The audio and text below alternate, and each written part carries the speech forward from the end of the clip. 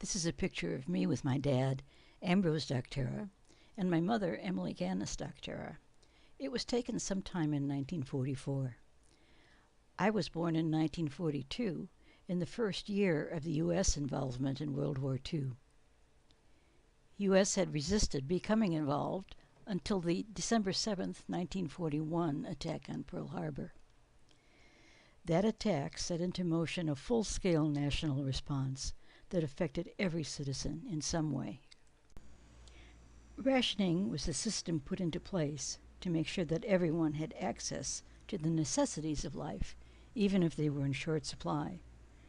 Everyone was issued ration books. I had one in my name when I was only 7 weeks old. Children were issued ration books to ensure that families had access to adequate goods. You'll notice my physical description here. 22 inches high, and I weighed all of 9 pounds. When it came to rationed goods, a person was allowed to purchase only a certain amount at any given time. The books contained stamps that were collected by retailers at the time of purchase. Rationed items included rubber, leather, sugar, meat, fats and oils, and gasoline, among other things. My dad enlisted in the Army in February of 1944. I don't know why he wasn't drafted earlier. Maybe his employer, International Harvester, was involved in producing military vehicles. I remember only 2 things from the war years. I remember Mom flattening empty cans for recycling because steel was so scarce. She'd remove the paper labels, rinse thoroughly, then step on them to flatten them. For some reason, I liked the sound when she did that. I also remember parts of a train trip. Mom and I went to Little Rock, Arkansas, once while Dad was stationed there. We took an overnight train from St. Paul. We had a Pullman berth. The train made many stops along the way, and I remember the chugging of the steam engine as it started rolling again after each stop. I remember the rhythmic click-clack of the wheels. Unfortunately, I have no other memories of that trip.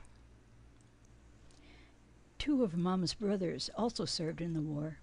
Both were sent overseas.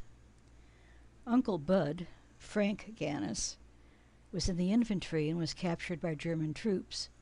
Spent time in Stalag 11B as a prisoner of war.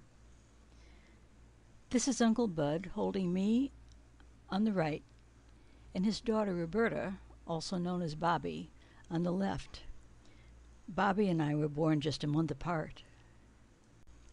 My Uncle Chester Gannis, was a glider pilot with the 81st Airborne. This is a picture of me and Uncle Chess. Dad was discharged when the war ended in 1946. Companies were required to give jobs to returning former employees who had served in the war. International Harvester, Dad's former employer, had purchased a Buick factory in Melrose Park, Illinois, one of Chicago's western suburbs, and converted it to farm equipment. That's where they gave him a job. With so many thousands of servicemen returning to civilian life, a job offer was precious. So we moved from St. Paul.